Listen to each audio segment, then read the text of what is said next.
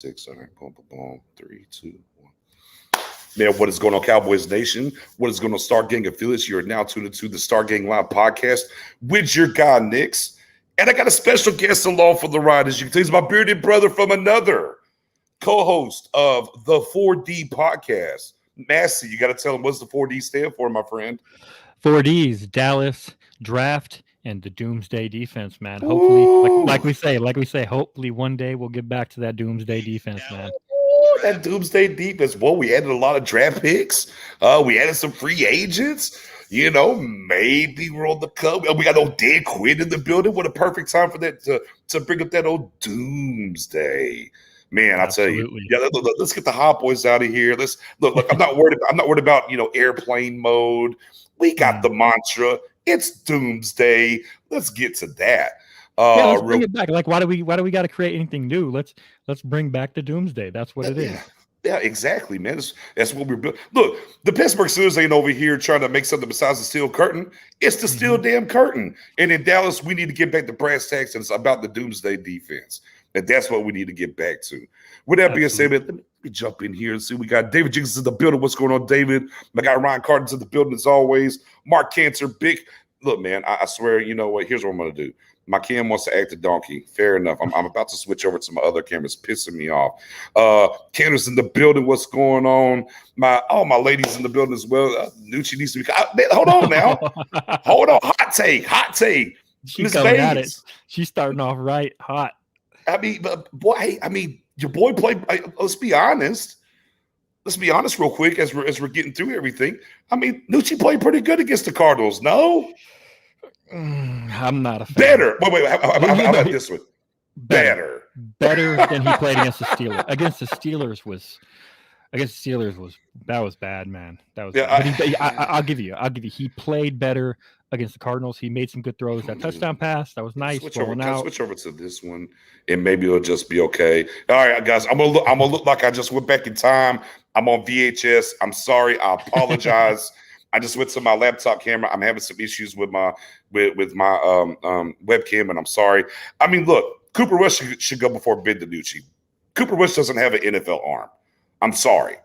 Like, oh man, yeah, that throw yesterday was like, what was it like? The receiver had to stop and come back, and man, he doesn't have it. I don't think either one of them have it, but yeah, I would at least. We talked about this on the podcast. I would at least the 4D podcast. I would at least consider DiNucci for the practice squad. I'm just letting Rush walk. Yeah, I mean, here's my thing. If Cooper Rush had Gilbert's arm strength, Cooper Rush is probably your backup. He's probably your backup. But again, I mean, therein lies, the issue in general. I mean, as we're getting through here and I'm looking at things, I'm seeing everybody chiming in, man. Keep them comments coming. Keep the likes, keep the shares over going in here. Yes, we're going to talk some Jalen Smith, ladies and gentlemen, so let everybody know. We're going to come in. I know everybody's here for this Jalen Smith talk because it's been hot.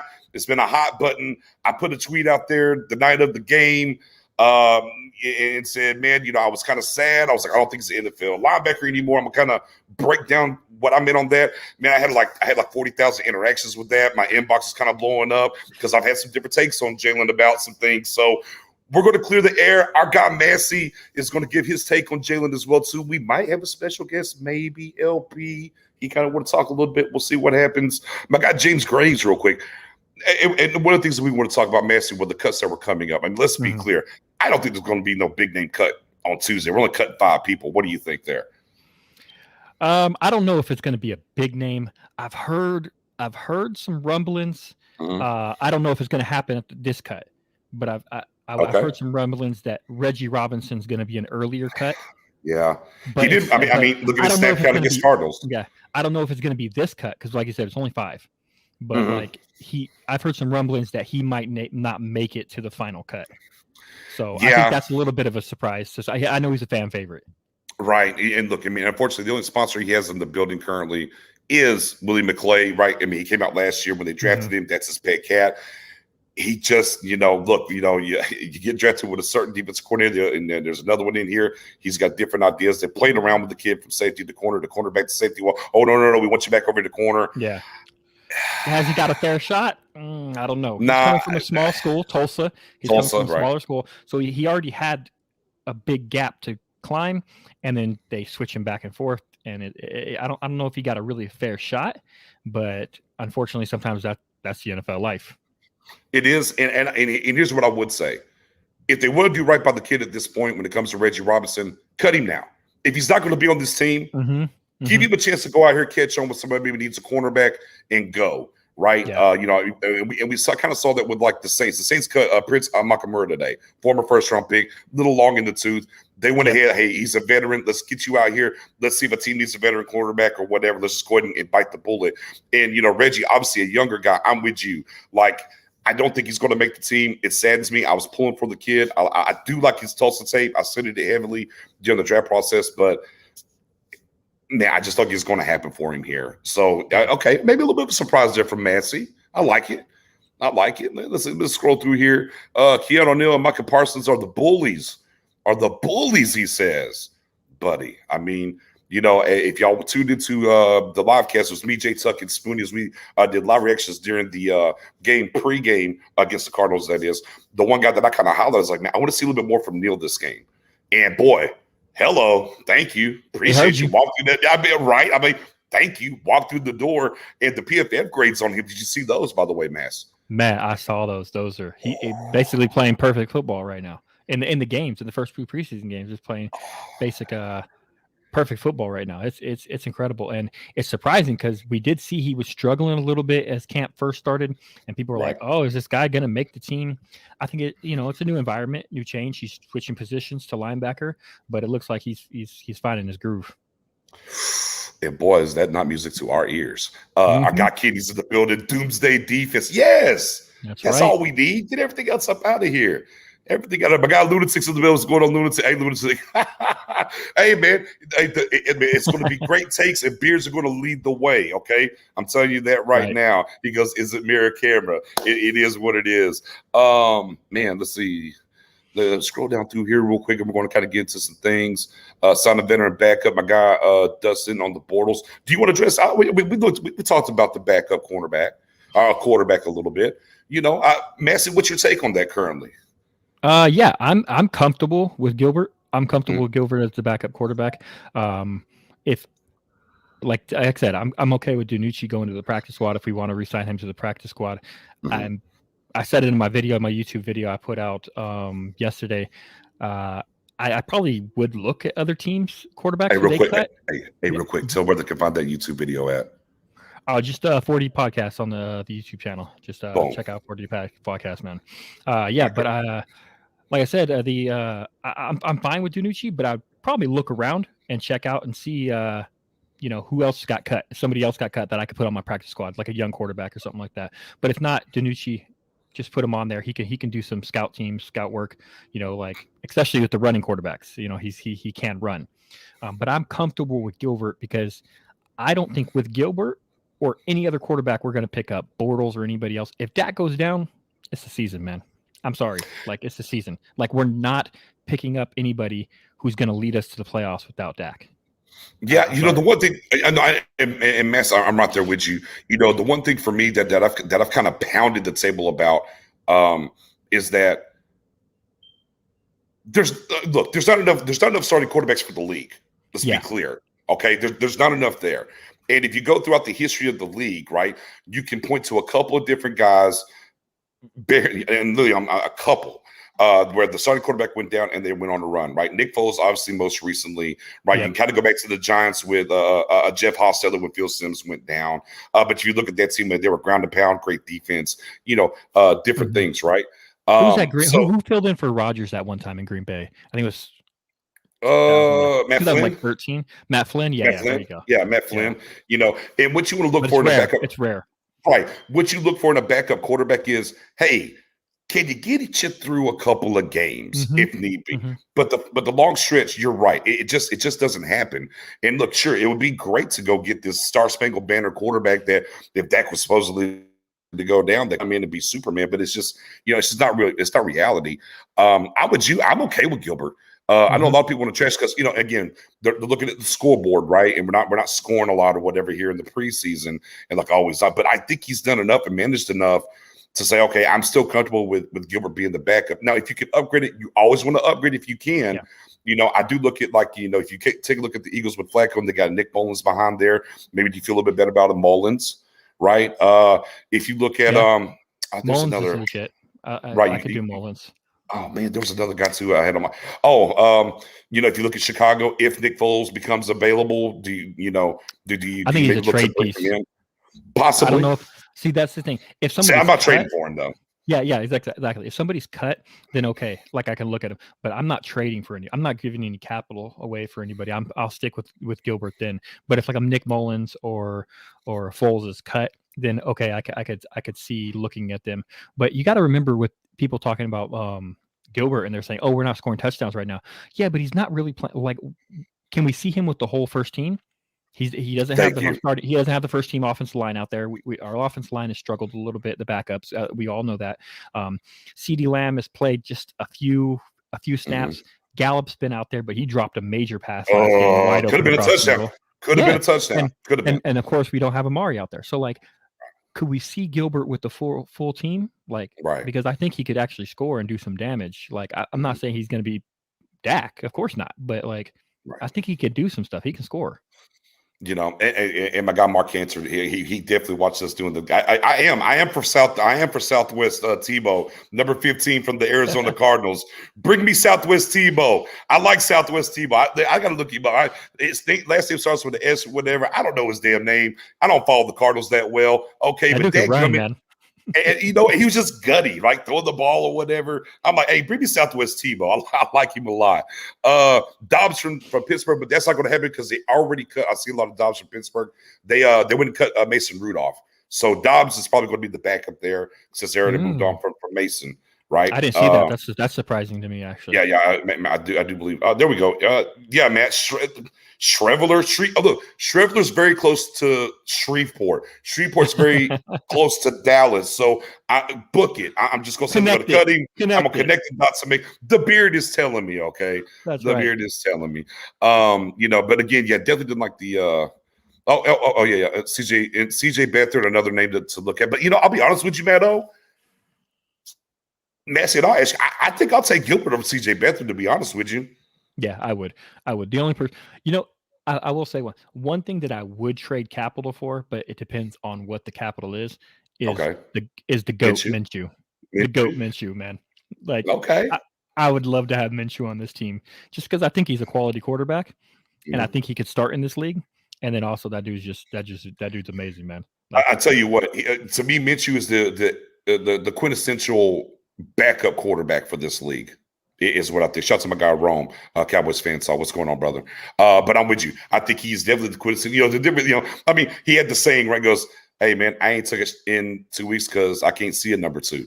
I mean, just not an option, man. Yeah, it's not an option. Number 2 is not an option. You know what I'm saying? So I'm with you. Depending on comp, depending on how things move. If he is available, I'm definitely taking Minshew over Double G. My lady Rika moving the chains. Blogger extraordinaire is in the building. What's going on as always? Man, boy, some guys y'all big on that beat hard, huh? I call him beat hard. I know it's Beathard, but heck, I mean, I just I'm not a fan. I'm not a fan of CJ personally. I thought Mullins was better in San Francisco than Beathard. I mean, I feel like he took his job at one point. Yeah, he did. And I'll throw something crazy out there. Can I throw something crazy out there though? Throw it, man. I'm gonna throw something crazy out there. Real quick. I got Nathan. Red Cowboys have man, I got it about 2.5, 3 years ago over at Lids. Maybe go to lids.com and hit it up. Trey Lance, or as they're calling him out there, I hate this nickname, Trey Area. Okay, yeah, and we're seeing what he's doing. All right. Now, do the San Francisco 49ers just want to give Jimmy Garoppolo $24 million that they don't have to give him?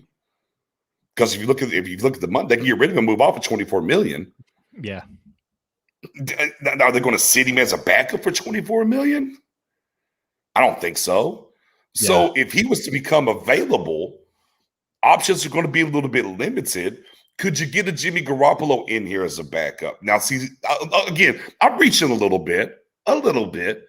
But if they go with the youth movement with Trey, if he continues to play well, and they're like, man, do we really want to give this guy? I mean, as much money they've already given Jimmy, they could get out of $24 million. He could end up on the street because you're not going to be able to trade for him. No one's going to trade for that contract. No, obviously. That's what I was about to say. If you're cutting him, I could bring him in. It's just he is like Alex Smith. Like he's less than Alex Smith in my opinion, but like he's that bus driver. But I think he's a guy who, with our offense, with our weapons, that he could drive the bus and keep the bus on the road. Right. So if he's available, yeah, I'd bring him in.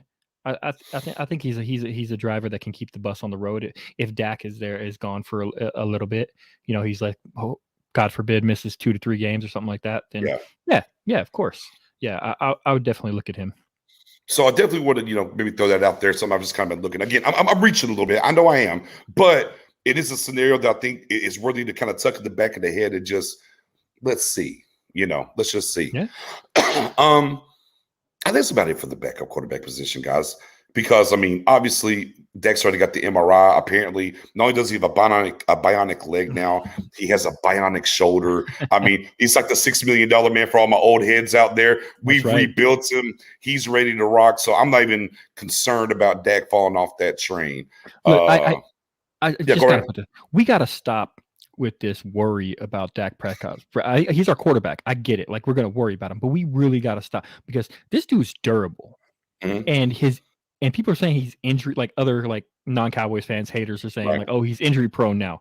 I had an Eagles fan literally tell me, oh, he's more injury prone than Carson Wentz. And I was like, how do you figure? Almost spilled my drink. I was like, how do you figure? He's like, well, he's missed more regular season games than Carson Wentz. I was like, bro, that's not how injury prone works. It's not one freak injury that's a long time, but like multiple injuries.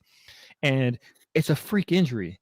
So like, I get it. He has one big injury that he missed a lot of times. So did Tom Brady, but he's not injury prone, So we gotta. It's a freak injury. He got rolled up on his ankle snap. It's stronger now because of the surgery. Right. So I think we gotta stop worrying so much about Dak. Okay. I think he's solid. So let me pivot and put you underneath the gun a little bit here. Do you want to see him take some stabs in the Texans game? I'm indifferent. Okay. I hate to. I'm sorry to ride the fence on you, man, but like, no, it's okay. It's fine. I could see the argument. Like, I don't think Dak really needs it. Like, I think he's fine. I think he's good. He's been in the Dak yard this whole summer with the guys. I think they're good. They got good connection. But I wouldn't mind it. Like, if he wants to get in a series or two, like he says, hey, I want to get in a series too, and it could help.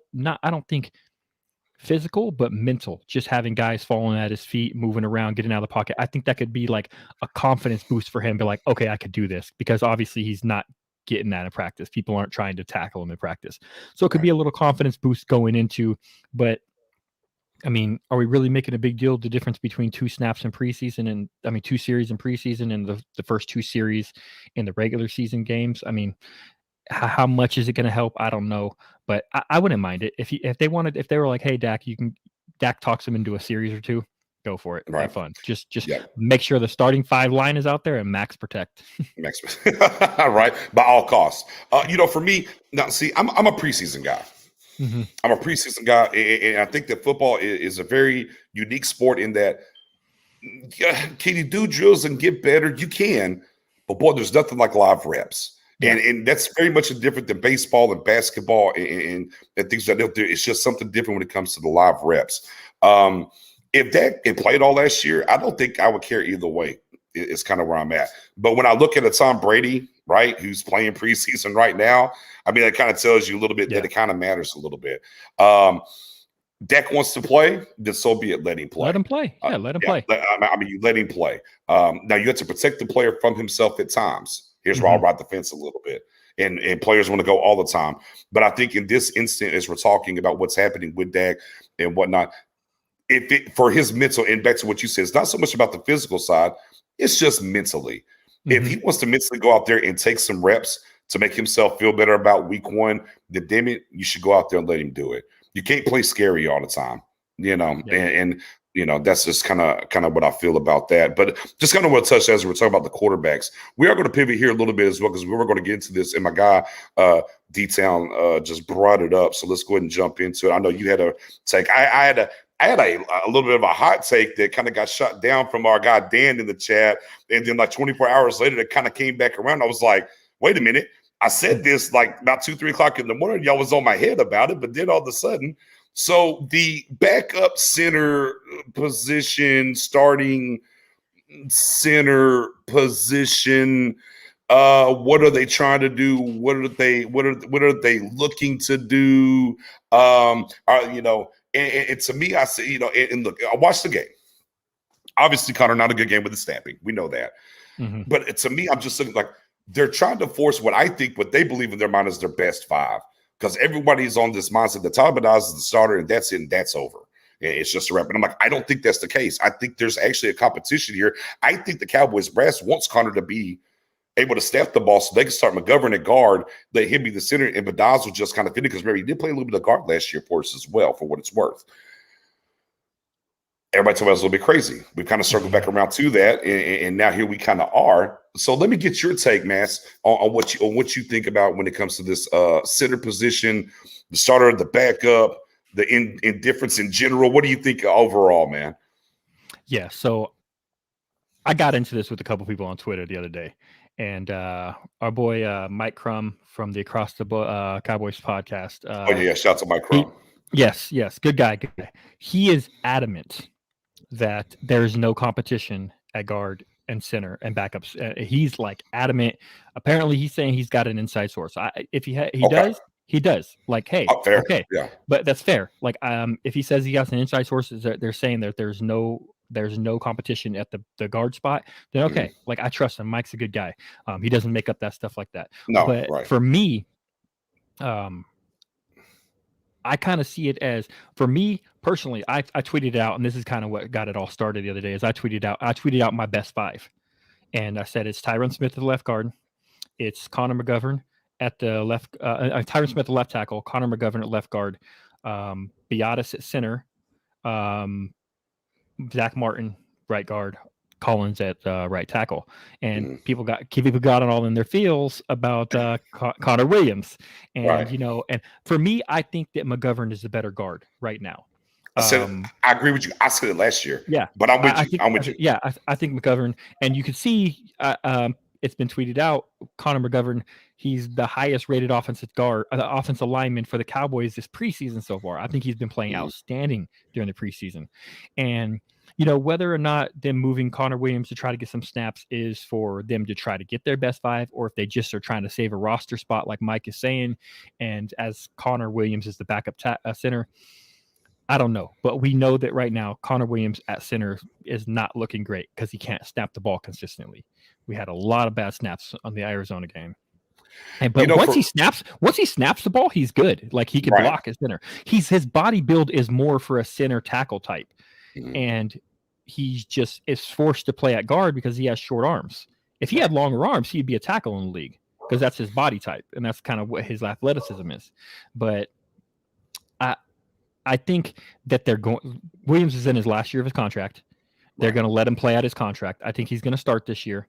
It wouldn't be my choice, but I think that's what the Cowboys are going to do. He's going to start this year. And then McGovern's going to be your starting left guard in 2022.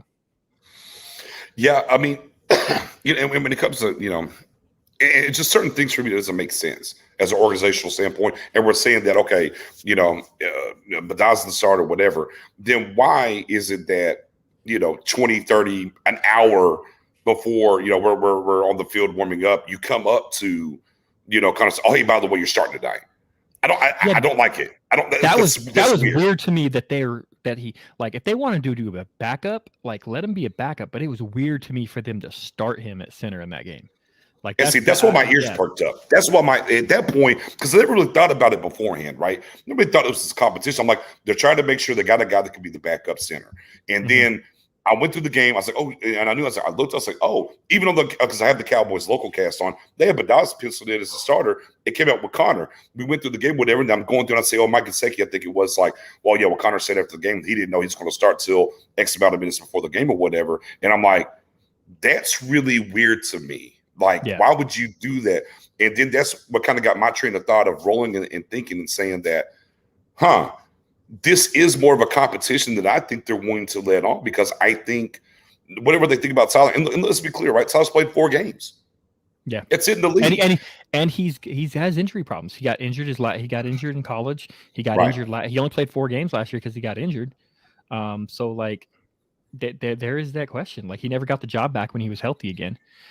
So there is a big question of, he's only played 4 games in the NFL. He's, he fell in the draft because of injuries in college. So there's that question of, hey, our center, he might be our center 1 right now, but can he stay healthy the whole year? You know, like that's a question. That's a big question. Definitely. So and that's a big question mark, is who's the backup center? Because right now, if you're rolling with your backup center being Connor Williams, I'm worried about snaps, because he struggled. Yeah. And again, going back to what we talked about, the backup quarterback situation, right? I mean, my God, Gilbert was having to jump up here to catch him, go down here to catch him. I mean, he just had that last play, that third down play in the red zone, it was on the ground, and people are going to say, oh, Gilbert can't score. Well, yeah, man, he's picking up balls that are skipping to him. And my guy Cannon says, well, the question was the compensation for Williams if someone else signs him next offseason. I don't know the formula right now. What I do know is they want him to start, because if he starts, the compensation's higher. And this is why, we're kind of having this conversation about the center role. Can they get McGovern on with him? Because then you can literally take Tyler Badaz and say, he's our interior swing guy. He's our backup center. He's our backup guard. We're covered there. And this is why, for me, just me personally, in my take, I think it's more of a competition that people are letting on. No disrespect to Mike Crum, because if Mike's got an inside source, I trust Mike. I'm not saying that I don't. But obviously, I think Connor had a situation where he could have walked through the door. He had opportunity. I think he failed the opportunity. I don't now. Maybe that was close, but I think at least as of the game against the Cardinals, I think it was an open competition. After the Cardinals game, they saw the snaps, and just like, okay, guys, we can't risk this. Yeah, and from what I've been hearing is that I don't know the exact formula. I don't know the exact formula for the comp. I saw something, they were saying that if he gets over 10 million, it could be a 4th round comp, 10 million a year. I don't know if Connor Williams is going to get that. I don't know.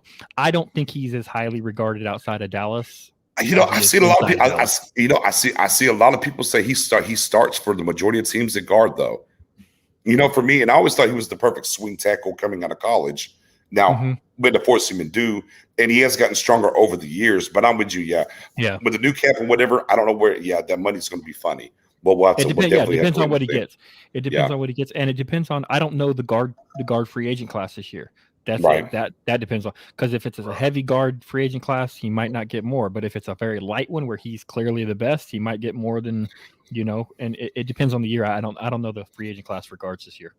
I do think this. I don't think the Cowboys are going to. And I'll ask you. I'll return the question to you and give you a chance to respond. I don't think the Cowboys are going to add anybody. I think they're going to roll into week 1 with Connor being the backup. They'll get through week 1, then they'll purvey the land or just preview, look, see what the land looks like, find them a veteran guy that they ought to guarantee the contract all year, and they'll bring that guy in. It's kind of what I think they're going to. I kind of think, and I said this before on shows, I thought that's what they wanted to do with Looney. Johnson threw a monkey wrench in it, so that's out of the water now. But I think, like, whether we're talking about like a Kilgore, former center from he's about 36, former center from Kansas City, who's out on the market right now, like one of those kind of guys, I think they'll just kind of wait, stay pat, get through week 1, and then say, okay, who can we bring in here, and not to worry about locking up that contract. Mass, you think same thing, or you think they're going to press the button and make a move? No, I'm right there with you. I think that they go through week 1. They make sure that they get out of that area where they have to guarantee that contract for a vet player. So I think they won't sign anybody until after week 1. I agree. We should have kept Looney, but it is what it is. I heard a lot of people saying, "Oh, we should go get him back." Well, we can't. He retired a Giant. Right. He's still, on there. If he comes back, he's still a Giant. Like, he can't. You had to offer comp at this point if you wanted to get him. You had to give something up. My guy, Professor O. Which is interesting, right? Austin, former Kansas City center, great numbers available. The question mark is, why is he available for me? I don't know. Are you familiar with a reader, or are you not? No, Mass? I'm not. I'm not familiar with like why he's available right now. Like, he was a good player. Mm-hmm. Him, and then there's also a guy who has been mentioned after Ty. I don't remember. I'm really bad at pronouncing names, but Nisiak or the tackle, swing Niski. tackle. Yeah. Niski. Yeah. So he went Ooh, down. So there's another Kansas City player, Mitchell Schwartz, who's out there. right. Coming off an injury as well. Right. Former Pro Bowl, All Pro Mm-hmm. right tackle. A couple of years ago was considered one of the best, if not the best, right tackle in the league. And coming off of injuries, possible bringing him in as a swing tackle. I don't know, like who are you comfortable rolling with Steele as your swing tackle? See, Mike McCarthy might be. Mike McCarthy might be though. Yeah, I was saying that on the podcast that if one of the tackles goes down, like I'd be more comfortable with throwing McGovern in at guard and moving at right guard and moving Martin out, because I'm not comfortable with Steele going back out there. But I know some people like him. Some people think he improved, which he did improve over the year. But just because you improve from really, really bad to just really bad, you're still really bad. Yeah. And let's flip to the defensive line, though. Let's flip there. Mm-hmm. Yeah. Obviously, during the Cardinals game, we had an injury. Neville Gallimore. Best case scenario, though, no structural damage. I thought he broke it. Is what I thought. Yeah. I thought he had broke it. Is what I thought. Thank God. The way he was cradling it. Yeah. It looked like he broke it, but he didn't. All right, thank God. Depending on who you want to believe, 4 to 6, 4 to 8, we'll call it 4 to 8. Really, it's going to depend on how quickly he can do something and how much pain management he has. It's kind of what it boils down to when it comes to him moving forward. So all of a sudden, a little wonky right defensive line wise. Osa continues to impress, obviously. One of the guys that a lot of people kind of chastise as a free agent signing, Watkins. And I kind of came out a little bit early on before we got to whenever we were in OTAs and kind of getting into camp before we did preseason. I was like, man, I think Dan Quinn has a plan for Watkins, and we're kind of seeing that happen so far. Are you nervous? Are you ready to? Are you ready to press the button? Is it? Let me ask you: Is it time to hit the Geno? Is it Geno Atkins line one time, or are you cool right now? I think I'm cool right now. Okay. I did tweet out right after the injury. I said, I didn't tweet like, "Hey, get on the phone with Geno Atkins," but I tweeted out like, "Hey, how did Geno Atkins' physical go?" Because if Cowboys doctor did perform the surgery on him, right, and recently did a physical, Right. So I was like, how did his physical go? Like, I kind of want to know, just test the waters a little bit. But that might be another situation where I don't want to guarantee this guy's salary for the whole year. So maybe we check out week 1, see how we do against the Bucs, and if it's really bad, nothing's going on, maybe dial up Geno Atkins again. But you do risk it. You risk, if you wait like that, you risk like the Joe Looney, because a lot of people thought we were doing that with Joe Looney. You risk another team stepping in and signing him. Right. So it's hard. It's that game you play. It's that game of risk you play. But I think it's one of those situations where you probably wait until after. I don't know if I want to guarantee his full salary for the year. And just see what we got in the other guys. Because if they come out and they ball out against Tampa Bay, then there's no need to bring him in. Right. Yeah, big facts. Big facts. One time from my guy, hit the like button. Thank you, Tom. One time from my guy, Jay Tech of the building, Cowboys, saying, what's up, fam? What's going on, my guy? Yeah, and of course, my guy, if y'all didn't know, Professor O, huge Georgia fan, go Dogs. He's ready for some Geno Atkins in the building. I would you like so much versatility in how they've been moving these guys around and what they've been doing. And, something we kind of, at least for us on our side, on our podcast. And, as soon as we signed Dan Quinn, I put up a big graphic, a lot of different little graphics and stuff to show people like, yeah, it's a 4-3 under, but it's a lot of 3-4 tendencies. Like we have to get more familiar with like 5 techs, 2 techs, like, cause they move so many guys around. So it's not your prototypical, because a lot of people say, oh, we're going back to the Marinelli scheme. It's like, whoa. Not quite. Yeah. Now hold on. That's foolish. We're not kind of doing that yet. Man, I kind of feel like they've held Tristan Hill in a little maybe hold pattern, break the glass until something happens. Okay, something's happened. All right, Tristan. Okay, is it time to get you into the game? Let's see what's happening there. We know Urban's in the building and what he can do. Whether you go look at the Chicago tape. I mean, anywhere you want to put Urban on the line. Hey man, if you're gonna go that 3-man front, put him at the 5 tech. Man, Chauncey Golston, boy, that really hurts him not playing right now. I will say that. It does. It really does. Chauncey, where you at, baby? But in general, I'm with you. I think I look this young. Look, I'm about the youth movement, and we were talking. We let out this show with not only just your podcast, right? But that with the Doomsday defense. Well, we need these young bucks to get these reps and see. So. Yeah, I don't want to just mash the gas on Geno and let him be a progress stopper. On the same token, I am now my turn to ride the fence on you. You rode the fence on me a little bit earlier. Good, yeah. So I want to ride the fence a little bit. I'm like, yeah, Geno, what I'm here. On the same token, let's see what the young guys can do a little bit more. So yeah, look, man, if they want to bring him in, I'm ready. If they don't want to bring him in, so be it. And let's see what these young guys have. All right. We've danced around with the stupid quarterback. We won't even talk about wide receiver and all that stuff yet. We O-line, D-line. We could talk some corner, but we've kind of danced around linebacker, haven't we? A little bit, yeah. We've danced around linebacker, ladies and gentlemen. And for those who are in the building, get the likes up, get the shares up. Get your people in right now. Looks like LP ain't going to make it, so let's just go ahead and press the gas. As much as I know your inbox was flooded, my inbox was flooded. It's been a hell of a time since the game Friday night up till now. And I mean, we don't need to talk about any of the other linebackers. We're just going to get right to the business here. I'm comfortable with the other ones, yeah. Yeah, we're good over here. Look, I'll tell you what, I'm really good with LVE. I think, hey, man, we know LVE has injury problems. Hey, LVE going back to his natural position, which he talks a lot about. Yeah. Man, I mean, tell you. He looks good, man. LVE, he's not getting enough credit. Clip this, somebody, by me and Massey telling y'all right now. The bearded ones are giving you the take. LVE looks like he's that guy again. Did you see him in that game in the first series? He shed that block and got that open field tackle. I think it was on 3rd down too. Yes, sir. Beautiful, man. Yes, sir. Beautiful. Yeah. Yes, sir. I was waiting for the howl to go off in the stadium, but I was like, oh yeah, they're in Arizona. Never mind. All right, ladies and gentlemen, we gave y'all time to get the likes, shares, the whole nine, because we're about to get to this Jalen Smith scenario. We're about to get to it. I see we got Dylan Wilson's in the middle of what's going on.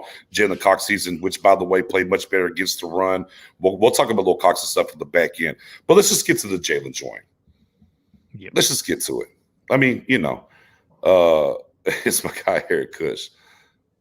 Let me throw that up there real quick. Okay. All right. Jalen is feeling it, I promise. Okay. He's feeling it. But let's talk about Cowboys Nation and how we're feeling it. And let's go through that. I'll tell you what. Do we want to because Jalen is an experience, right? So I want to go kind of full circle here, if that's okay, man. So I want to walk it out a little bit. I don't want to just let's talk about the Cardinals game and what's going on and whatever. I want to kind of start from, because I think it matters for Cowboys Nation. It's story time with your guy Nick's a little bit. All right, so we go back to the draft, right? And boom, we take him in the 2nd round. Oh my God. And to be honest with you, Cowboys Nation was polarized about Jalen that day. It's not even about now.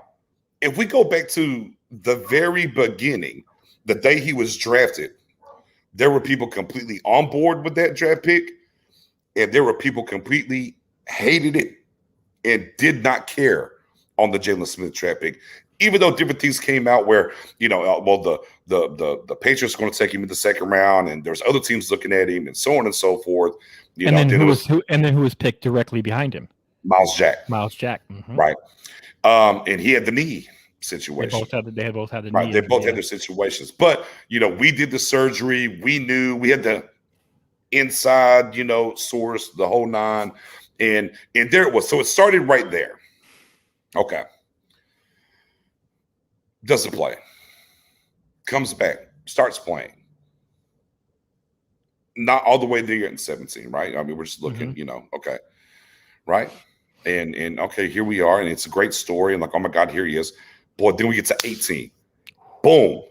Boom. Jalen Smith in 2018. Boom. We're like, oh. Yeah. Hello. Bob here. Wow. Wow.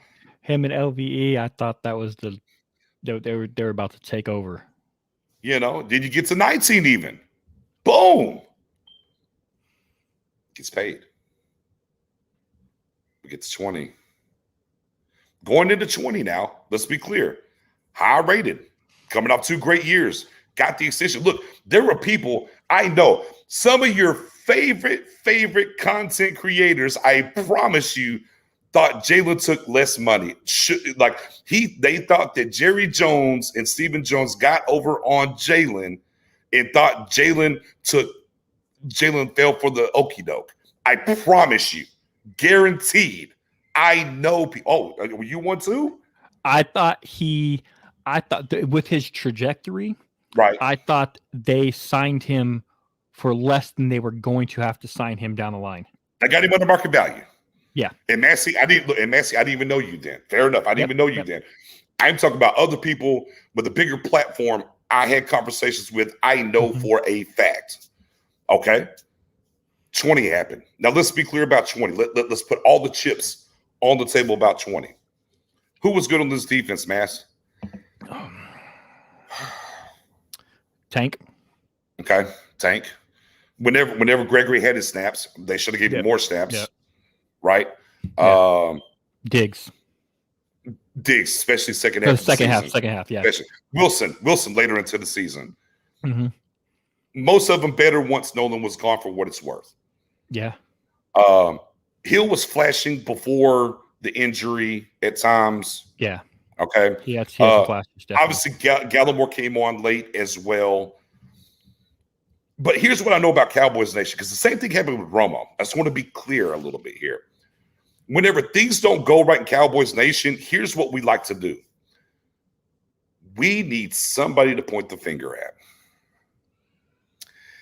And Jalen, with the swiping and whatnot, and the contract and the different things, and go look at the tape, I'm comfortable. Whatever. If the owner doesn't care, we ain't tripping. That comment during the season, it was easy for himself to make him the scapegoat for what the 2020 season was. Once Dak went down, the season was over. I said it live. Yeah. I said the season's over, guys. Andy Dalton. Now, there's a lot of Cowboys Nation that thought Andy Dalton was going to come here. I was like, no, guys, he's not. Go, but so we had right. So the great draft pick or the divided Cowboys decision on the draft pick. To he gets to play, then he plays well and gets the contract. And at the time of the contract, I just want to be clear about the time of the contract. A lot of people, when it came to Jalen Smith and the contract that he got, because there's other contract that should have happened. What was the other contract at the time that somebody was holding? Zeke over there in Cabo. And like, oh my God, but Jalen took the hometown discount. Zeke should do the same, right? Yep. Everything was love. I can pull tweets, I can pull receipts, I can pull the whole nine when it comes to Jalen back over there. Okay. Yep. Let's go. Everything was good. Play good after, right? When did Zeke get his extension? What year? Help me out, guys. 18. 18, right? So he played good in 18. No, it was 19? It was 18 or 19. 18, I thought it was 18, right? 18, I think right? It was 18, yeah. Right. So after, so it's not that Jalen got paid and played terrible, because Jalen played great in 19. It wasn't as good as 18, but yeah, he played better in 19. Still top 10 rated linebacker though, right? Okay, and I can chop up film and do different things. So 20 happens. We need a scapegoat now. Jalen, look, I'm not being a Jalen apologist here now, because Jalen again did some things that are not good for him. Again, like the owner ain't tripping, I ain't tripping. Oh boy, the fan base don't want to hear that at all. Excuse my language. I'm under myself. Okay, the swiping little extracurricular. Look, did you go look at certain plays like the Browns game? Odell Beckham on the end around, he stopped, and then he gets up a gear and goes again, right? Just different things. Everybody did. He was ready to celebrate. Oh, it's an 8-yard. He didn't do them. I get it, but we were bad. Yeah, we were bad.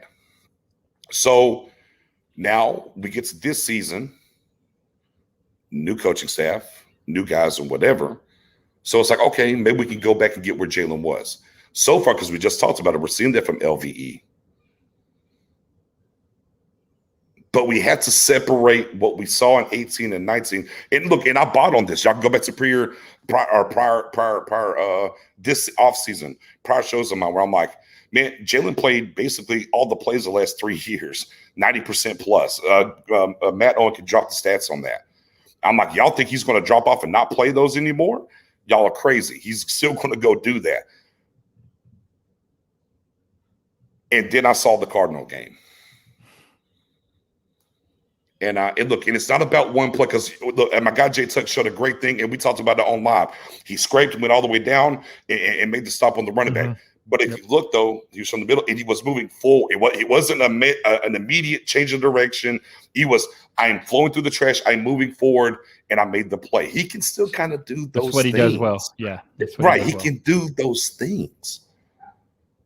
But it's okay to understand the same token because I thought for me, as soon as Dan Quinn got here, I said, oh, make him a Sam. Let him just, set the edge, come forward, cover the flat. I think, case in general, I've been a little long-winded, Massey. I'm going to give you plenty of space to go here. I know I'm being very long-winded here, and I'm preaching a little bit, and I'm sorry. I went back to, I'm used to play that everybody knows, right? I'm going to go back to the Houston Texans 2018. Okay, whenever Watson's running, and he goes and flies and makes that play, right? If you look at the end zone shot, if you had the all 22 then, at that time, he makes a false step completely. Whenever he's in the middle, he completely hops to the right as Deshaun takes off the other way. And he still comes down the line and gets him. There's the issue with Jalen now. His IQ isn't where it needs to be because his physical part has fallen off some. See, he was able to in 18 and 19 to have a misstep here or there, but physically he was still able to go. The problem now for him is if he makes a misstep or he doesn't diagnose it directly, case in point, the one play everybody wants to talk about. He had contained, he basically had the tight end. Mm-hmm. Right? Yeah. Once the play happened, he has to pass the tight end to LVE and take the running back. His IQ didn't kick in because his IQ didn't kick in. He doesn't have the moment to move left. So he goes and LVE from the middle beats him all the way to the sidelines. Mm-hmm. If Jalen's IQ was to come up, his physical side wouldn't be as much of a problem. But that's where we are, and we have to be honest. Look, as Cowboys Nation, we want LVE and Jalen eating up the cap because look, and also not just the scapegoat part. He's making a lot of money, and boy, you don't want that guy making a lot of money being a part-time guy, right? Yeah. We need that step forward to come through. Now, whether that happens or not, we'll have to wait and see because it's still a wait and see till we get there. A bad play, but we got to wait and see. But the visceral reaction for him, I think more so is – because remember, we just talked about contract-wise was great when he first signed it. Mm-hmm. Now, all of a sudden, it's terrible. It was great then. It's terrible now.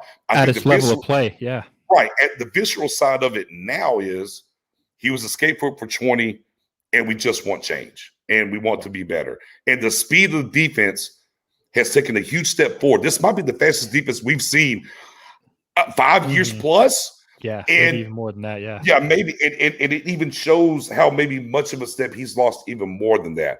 Yeah. I'll leave it at that, Massey. By all means, take your time, as much time as you need, and the floor is yours. Yeah, man, you gave me a lot of things to cover and address. You're 100% right about the scapegoat thing. The Cowboys Nation has to have a scapegoat. When things go bad, we need a scapegoat. It's Tony Romo for a long time. And then we talked about it before we went live, but Tyron Crawford kind of took it over, and now Tyron Crawford's gone. And now we got who's our new scapegoat? We look for a guy who's making a lot of money, who's not playing up to what we think has that is playing up to that contract. And even blows my mind. Even Tank gets it because of his contract. But Tank is a beast. I don't understand. If you're out there saying Tank ain't good, like I don't even want to hear you. Don't talk to me because Tank is a beast. But Jalen gets it a lot because people think he's not playing up to his contract, and he's become that scapegoat. And Jalen does some things well. Jalen blitzes excellent. Jalen is a very good blitzer, and Jalen can come downhill. And we've talked about this on the 4D podcast, me and Dan. And if you listen to the 4D podcast, you know me and Dan are not huge on the positional value of linebacker because how dependent they are on the defensive line. But if the defensive line plays good, like they have been playing good in the preseason so far, I know it's preseason, guys. Don't. I'm not saying it's going to be like that, but it's looked better than, especially than last year. You don't have like last year in 2020, like Jalen and LVE, they had to choose like between 2 to 3 gaps. Like there's supposed to be a 1 gap. I got to flow to this gap and cover. But there's now our defense tackles are blowing 5 to 10 yards backwards. So now there's 3 gaps they got to choose between. And unfortunately, they were choosing the wrong gap. And it's hard. Like you're guessing basically, And so it was difficult for them. And Jalen is a downhill guy. If he can flow to that 1 gap, he can make the play. Like we saw in that Arizona game. Hey, here's the gap. I'm filling it. I can get through. I can make the tackle. Jalen can make the tackle. We all know that. Where he gets issues is when he has to stop, change directions, diagnose, and run. And I said it and I tweeted out, I feel bad for the guy. He looks, his get up is like he got a trailer hitched to the back of him. And like he just can't get it going. And I feel terrible, but like that's kind of how it is. And on that play against the Cardinals, where you were just talking about, where the running back broke out, he didn't pass it off, and he said, I got to get out here to this running back, and he just couldn't get it going, and that obviously LVE beat him to the sideline. We've seen too many plays like that, and where he just can't get going. And unfortunately, I think in 18, after the 18 season is when he stopped wearing his brace on his foot, and I don't know if that's affected him. I don't know if he has if that's affected his play going downhill or not.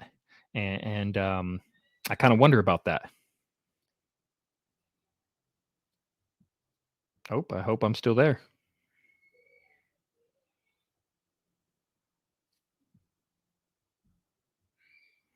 Nick, you still there? I don't know who dropped. I don't know if I dropped or he dropped. Hopefully we can get him back or get me back.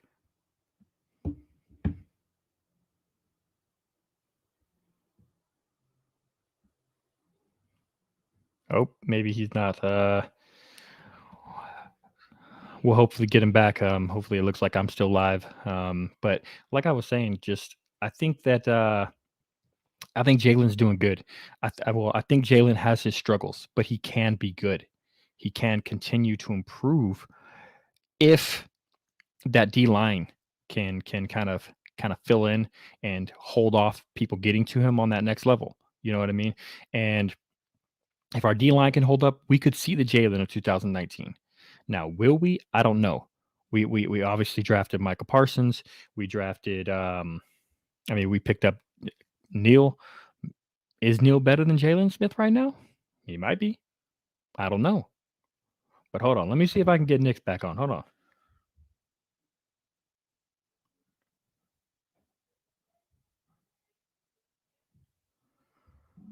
I honestly don't know if I'm still live. I might just be talking to myself, so I apologize if I'm live and I'm just kind of messing it up right now. I'm not the host of this thing, so.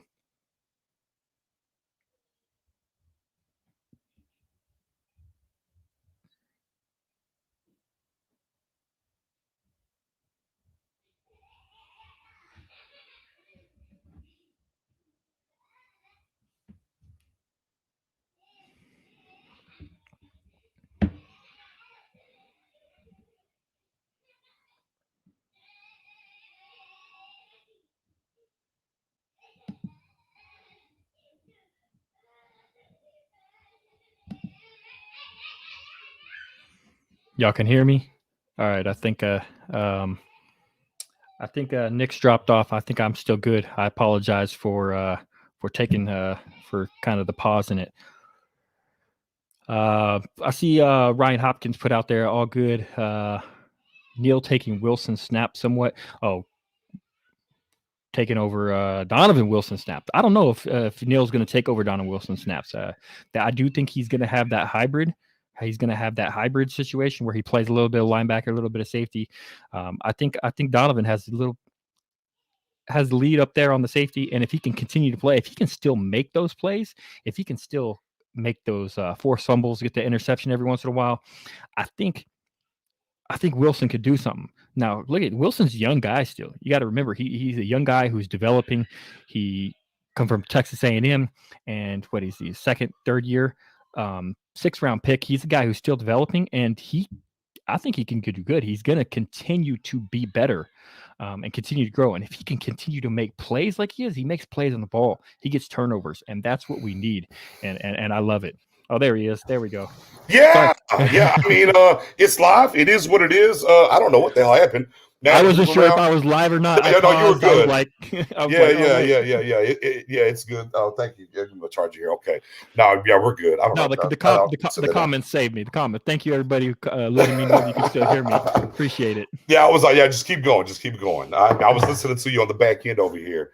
Yeah, my internet. I don't know what the hell happened. I guess my internet said, "Hey, fella, it's 10 o'clock. What are you doing? What are you doing, guy?" And I'm like, "Hey, kind of live here, but that's fine." But no, by all means, man. I mean, obviously, a little. Obviously, a little. My Lauren. No, I am not. I promise, I'm not in jail. I'm not in YouTube or Facebook jail currently. I say, I keep it going. They said the jailer mom kidnapped me. Oh man, they got mad. No, man. But go right ahead.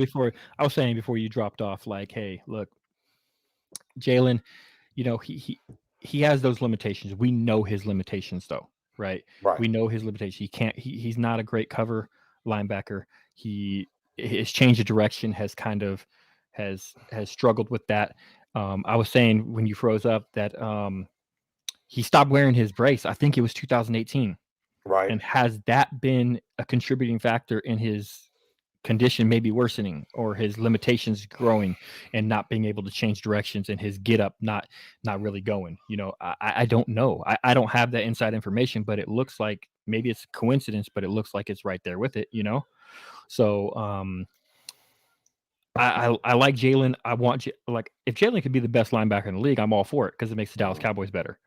I'm all for it. I don't personally hate Jalen, but I think we got to recognize his limitations and recognize that we have now 2 linebackers who I think are better, and maybe Neal. Depends on what Neal can do. I mean, Neal, like maybe 3. Neal can do. Yeah. I mean, possibly 3. It's just, they have to find a way, right? And this is what Dan Quinn's paid to do. They have to find a way to maximize, what he does best, or what he can still do best. And look, man, I could dial up 2019 tape against the Eagles where he's in coverage. He passes the running back off to Heath, or was it 18 or 19? Either way, he passes it off to Heath. He comes across with Ertz. Bro, he is step for step with Ertz and breaks it up. I mean, like, you can see it before. So my mindset to a lot of this was, well, I've seen it before. He's not over 30. He can do it again. Once he gets going, once he's running, but that's he can go. But that's the problem. There it is. There's the problem. And for me, my biggest walk away from and again, this isn't me. And I want to kind of clarify that some, because like I said, I jumped out there with a tweet. And to be honest with you, I'm gonna keep it a buck, man. Because I like to be even-handed in what I do. I like to keep it honest. One thing that I'm about is, I think talk about players' play and what I think is fair. I think it's completely fair. Mm-hmm. I think calling them outside of their name, and different things for me. This is me personally. However anybody wants to do things and rock and do stuff, man, that's completely up to them. That's how they live their life, and if that's what they want to do, so be it. Just for me in general, I try to keep it between the lines as much as I can. Is where I want to be and how I live. Don't get personal with it. And for me, and I was, after the game Saturday night, and I looked at the play, I wasn't trying to be knee jerk or overreact, but I'm just like, okay, like I fought this for a while. I mean, I can dig it up and look at it, right? And I'm just like, man, Jalen just can't do certain things anymore. Mm-hmm. We got to recognize his limitations, and I think this staff and Dan Quinn, I think they're starting to recognize it. And Right. I don't think Dan Quinn is as married to Jalen Smith as maybe this front office is and the previous staffs are. Right. And I said, man, it saddens me. My tweet was basically, I was going to try to pull it up, but I don't want to mess with nothing around with my internet being jank a little bit here. I was like, man, I watched this, man, it saddens me. It saddens me because to me, what it looks like in this, it looks like a great boxer who is in the ring a little bit long. You see flashes still. You still see flashes, but you're just like, oh, man, you're 1 or 2 or 3 fights too long. You're not the same guy anymore. Now, that doesn't mean he can't box if he takes the right matches against the right boxers, the right, guy to get in the ring with. Like Floyd Mayweather at this point, right? He's boxing against YouTubers. Yeah. Right? Yeah. Look, that's not to disrespect where he's at. And it's not the boxer that he is. He can get a check, and that's where it needs to be. He's older now. His hands are, he don't need to be against these young guys anymore. There's a check there, something to be had. And that's why I look at when it comes to Jalen, it happened in such a vacuum, right? In different things. It's not that he can't be, but what can you do with him? And then this is a business. Yep. He's the fifth or sixth highest paid player on this team. Yeah, something like that. Yeah. I don't know the exact number. Yeah, it's like it's almost 10, right. It's almost 10 million this year, right? Yeah. The problem is that offenses are smart. Offensive coordinators are smart in the NFL, right, man.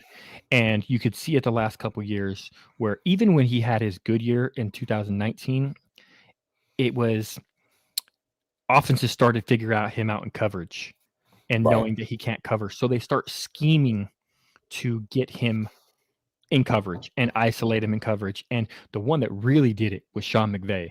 He did it in 2019. Did it 2018 in the playoff game. And we saw it again.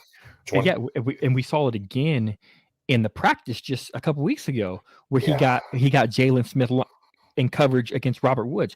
I'm sorry, Jalen. I mean, LVE can't even keep up with Robert Woods. Like, it's just a mismatch. But he got Jalen to where it was like he was 10 yards past him. Like, and so that's the issue, is where you got to limit it, because if you can scheme it to single out a player, that's an issue because teams are going to attack that. Yeah. Jade's like Cowboys fans only. The question we need to find out, is he 2019 or is it 2020 moving forward?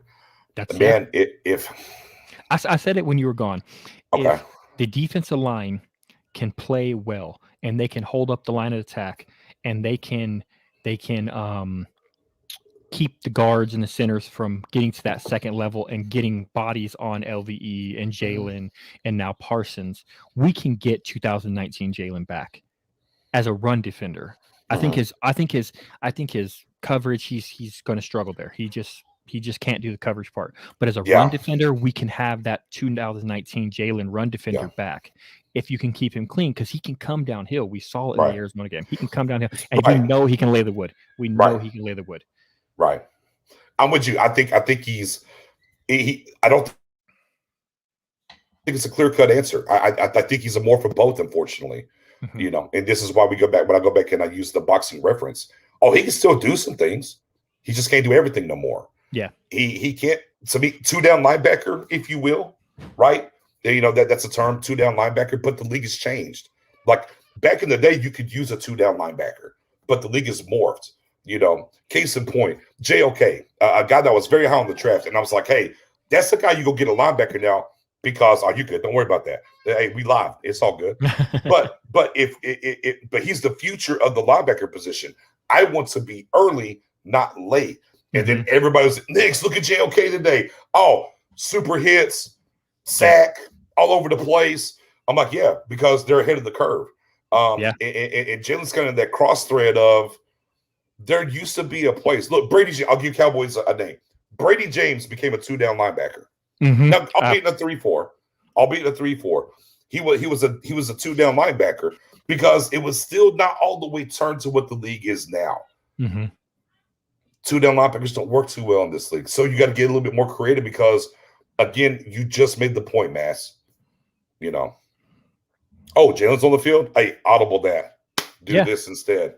And they're just too creative now in that way. And I don't remember, man. I apologize to whoever I'm about to give out their tweet to. Okay. But I don't remember who tweeted it, so I apologize if I'm stealing it. If it seems like I'm stealing it, I just don't remember your name. But he said that play with Arizona, every time they see that alignment and they see Jalen out there in that position, they're going to audible. They're going to audible and have the running back out in the flat. That's the play now. And look, and it's not that. And again, the physical side's a problem, but if mentally he can grasp it, it's fine. Mm-hmm. Can he grasp it mentally is the question. That but again, we know they keep doing it to him. He has to eventually understand it and move forward, right? And I don't know if that can happen, but I think that we need to look at and see. The problem is he's been a 90%, snap guy, right? And here's what's going to boil down: not just Cowboys Nation, but in the business of football. Can you pay him the almost $10 million, and you're going to say he's a sub linebacker in packages? Is he going to work 40%? If you place 40% of the snaps, are you good there? Do you feel comfortable there? And those are the questions that are going to happen with the front office in general of, can you do it? Now, money-wise, much better to hold on to him till next year. But then we hear about the things where they kind of try to trade, like the word was Miami interested. They kind of offered him up to move up the board a little bit. So apparently they've already tried to move him. So I don't know. I don't want to get into that territory yet. But when it comes to 2019, 2020, I'm agree with Mass with your question, Jay Tuck. Run defensive wise, yes, I think he can be that guy. The question is, can you hide him enough in the pass defense for him to be effective? Is what it boils down to. And he's out there, and that's what you're doing. Our offense is immediately going to audible to a pass. Try to scheme it up to, hey, let's try to attack him. And I don't know if you obviously probably aren't going to do that every time he's on the field, but it's right. It's what are they going to do? And who are you going to take off the field? Because LVE and Parsons look like they're going to be beast. Quinn is going to run earlier. Yeah. Quinn is going to run a lot of 3-4. He's going to run some 4-2. Right. Some 4-3 in there. He has a lot of different fronts. So if you're running a 4-2, I'm not taking Parsons or LVE off the field for him. You're running a 4-3. Are you going to have Neal out there? Are you going to have Jalen? What is going to be 3-4? Could you see Jalen as a 3-4 outside linebacker rushing the passer? Possibly, but I don't want him in coverage because 3-4 linebackers still have to cover sometimes. So make sure he's not dropping back into coverage. Make sure he's purely rushing the passer in that situation. So it's an interesting one. Cowboys Collective says the fact that our run defense has been terrible the last couple of years. Do you think the coverage issues could be from cheating the run? I'm going to guess cheating up for the run. Here's the thing though. Last year the rush defense was 31st. The pass defense was 11th though. So I think it has a little bit to also do with teams just running on us, getting leads and running on us. 155 yards a carry. It wasn't when they actually threw on us. We didn't stop it very well, except Diggs. I think Diggs played really well, obviously. But for Jalen in that situation, if he was referring to Jalen and him cheating up to stop the run, I don't think it is. I think it's Jalen's change of direction. Reading the play and trying to change direction to keep up with the wide receiver or tight end or whoever the running back, whoever he's on. If they're just running straight, like we've seen it, if he just is turning and running straight with a linebacker, they're running straight. A running back, he can stay with them, but it's when they change direction that he struggles to keep up with them. So and then the other thing too, is. And I saw this during the Arizona game. Jalen had he's making the calls as well for the defense. Mm-hmm. And I'm just like, oh, that's still a thing. Okay. Fair enough. I obviously trying to limit it and do whatever. I think the biggest thing, and we need to pivot. We got a couple more things. You still got some time, Mass? You need to go. I got a little bit of time, yeah. Okay. I want to pivot because we spent a lot of time on Jalen for good reason. Cowboys Nation's been up around and different things for good reason. I think the thing about this when it comes to him is I think the Texas game might be big for him. I think the Texas game, dress rehearsal could be big and big by. Let's look at the snaps. Let's see, like, percentage wise, what is he doing exactly? Mm-hmm. What's happening? What's going on there? I don't, man. I tell you, I don't think they're going to eat the contract. I don't think they're going to get rid of him. I think he's going to be here. I don't think they can. So it's in the best interest. And look, and as Cowboys fans in general, the best thing for sure is every player to be the best they can and play and do well. Absolutely. To again, like he was the guy. Yeah, like the saying goes, man. If you're on an airplane, you don't want your pilot to do bad. Come on. Yeah, right. Facts. And I'm just like, I get it. Like, he was the poster boy for last year. That's kind of carried over some. Can we just breathe and let's get to some meaningful football and see? Yes, we understand the limitations. We do. And that's a fair, very, very fair critique, because any player that has limitations, look, we came off the top. We critiqued Michael Gallup with the drop. Hey, brother, it's a contract year. Yep. You can't have, I get his preseason. That could have been a touchdown. Now we're talking about Garrett Gilbert a lot differently if he catches that good sport in Cowboys Nation land, right? Yep. So, I mean, all these things matter. So it's a very fair critique of Jalen. But to throw him out, what's the old saying? Don't throw the baby out with the bathwater. I think that applies very heavily when it comes to Jalen Smith right now. So we'll move on with Jalen. Sorry for the hiccup there, ladies and gentlemen. But I do want to talk a little Jabril Cox, though. Yeah. I do want to get some Jabril Cox because we do the coverage, right? Forget the steal of the draft or whatever. We knew about the coverage. We were told he couldn't tackle now, Mass. I'm sorry, I keep calling you. Are you okay with that, Massey? I'm calling you Mass. Yeah, that's good, man. Yeah. Awesome. Okay. I don't want you to get mad at me when we get off air. But somebody keep calling me Mass. Boy, they told me Jabril, look, we saw he wasn't the greatest of tacklers, right? He wasn't the greatest of tacklers at LSU and whatnot. But I'll tell you what, it wasn't that he was blowing people up against the Cardinals, but I'll tell you what, he was getting them on the ground. Yeah. I said this was a redshirt year for Cox, like coming into the year. I said it was a redshirt year, and I said it in my YouTube video, like he's proving me wrong. Like, get this guy on the field. He had 8 tackles against Arizona. Yeah, like he was flying. Like I knew this kid could run, and I knew he can cover.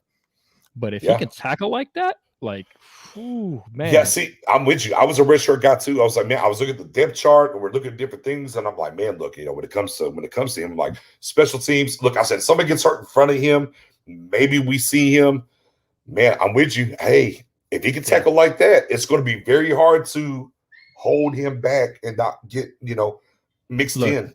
Look, we all love the big highlight tackle. We all love the big hit, the rock, just knock the socks off the dude. But right at the end of the day, just get the man on the ground. Like, it don't got to get pretty. Get him on the ground, and if you can get him on the ground, hey, that's all that. Yeah.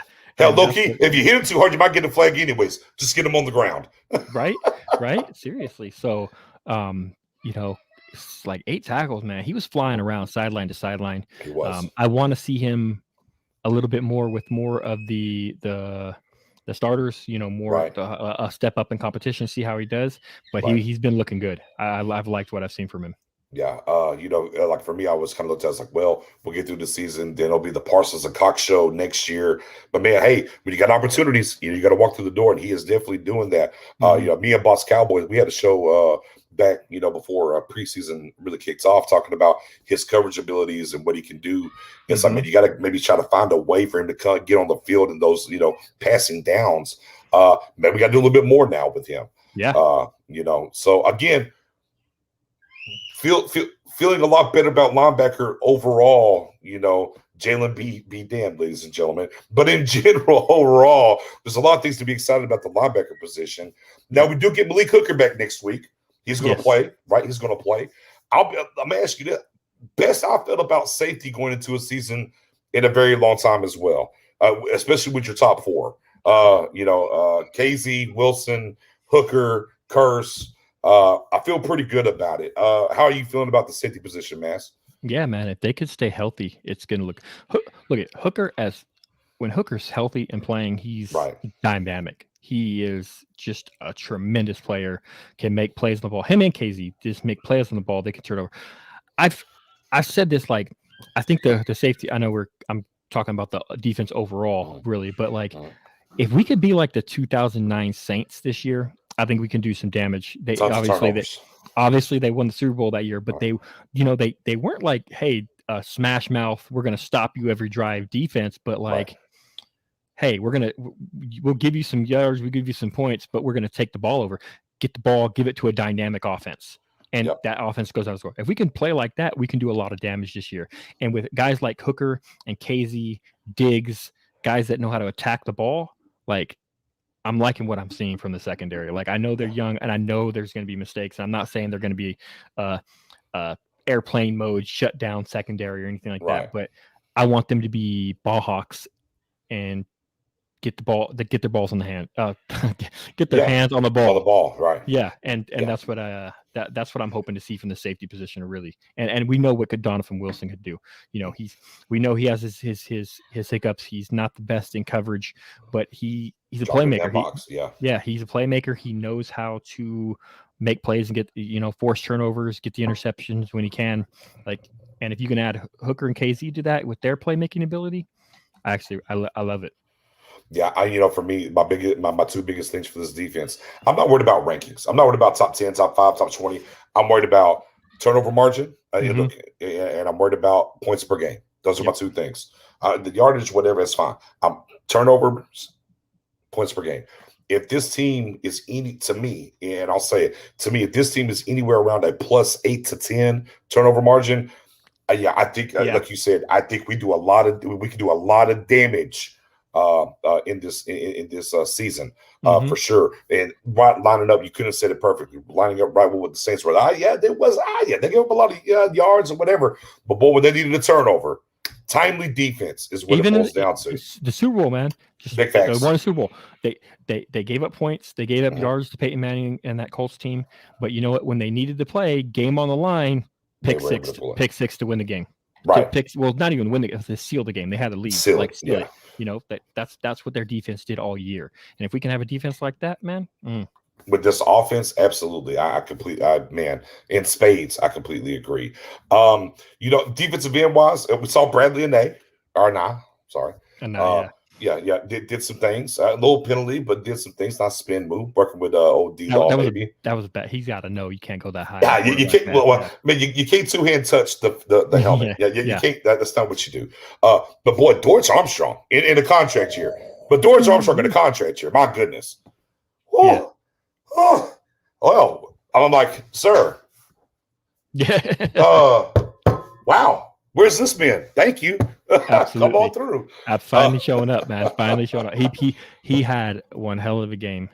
Yeah, really did. Definitely. Rondell Carter as well. The undrafted extraordinaire went to the Colts, came back to us. Also had a good showing as well. Stay on sides.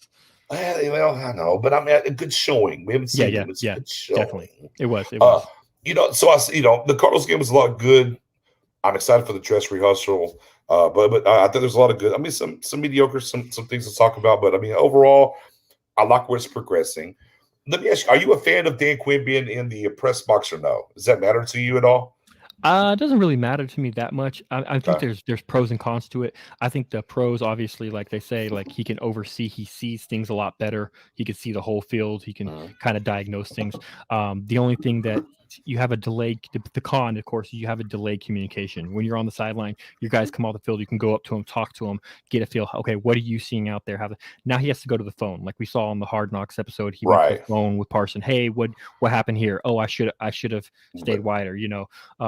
So you have that. You have to get that phone. So it's a delayed communication. Where you're on the sideline, you have that direct communication.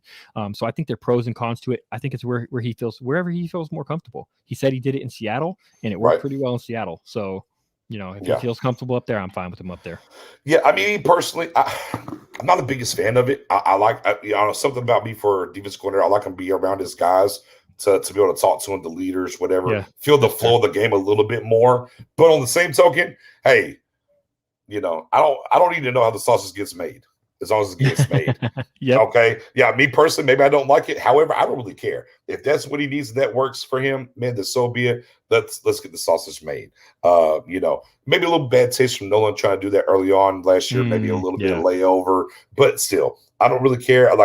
Again, for me, I like my coordinators on the sidelines and I like the other guys up top. Personal preference, but again, be successful. Who the hell cares? It won't matter. Yeah. Who the hell cares? You're winning, bet. I don't care. I mean, man, sit in the parking lot and watch it on your phone and call it in. I don't care. Do whatever you got to do. I'll get you out of here on this, man. Usually we go about an hour. It's about an hour and 20. I'm sorry, it can be a little bit longer. Yep. Little technical difficulties. Let me get you out of here on this. Forget the cuts that are coming in a couple of days. From now till the end, all the cuts. Do you have a surprise cut? Do you have a guy that's going to get cut that people aren't looking at?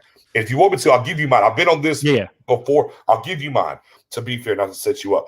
I said I don't think this guy's going to make it from the beginning of camp. And for me, it was Anthony Brown.